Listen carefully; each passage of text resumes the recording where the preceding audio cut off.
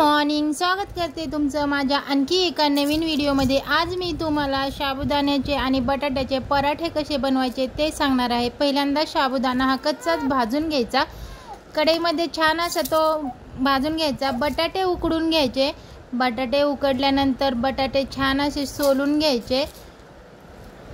साबुदाणा हा मिक्सरमधून बारीक करून घ्यायचा, एकदम छान बारीक करायचा, एकदम रव्यासारखा।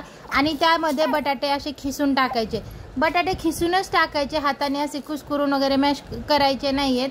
खिसणीने खिसून टाकल्याच्या नंतर कसं म्हणजे आपल्याला त्याची पोळी लाटायची। हे दोन्ही मिश्रण झाल्यानंतर हिरवी मिरची वाटून टाकायची।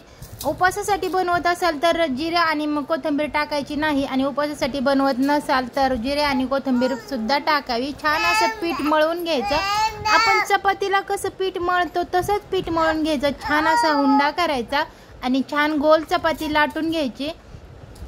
चपाती लाटून घेतल्यानंतर आपण जशी चपाती भाजतो तसंच छान असं तव्यामध्ये भाजून घ्यायचे। तुम्ही पाहू शकता किती छान झालेले आहे, अजिबात सुद्धा अशी तुटत वगैरे नाहीये। कच्चा साबुदाणा आपण दळून घेतलेला आहे तरी सुद्धा पहा छान असं पलटून घ्यायची। बघा अजिबात चिकटत नाही, काही नाही, एकदम छान आणि टेस्टी होते। वरून थोडंसं तेल लावायचं आणि एकदम खुसखुशीत असा पराठा भाजून घ्यायचा। पराठ्यासोबत आपल्याला तुम्ही चटणी बनवा किंवा असंच दहीसोबत सुद्धा छान लागतो। दहीसोबत कोणी खातं, कोणी चटणी बनवतं। छान असा पराठा भाजलेला आहे, तुम्ही पाहू शकता। सतत उलटत राहायचं आणि भाजून घ्यायचा।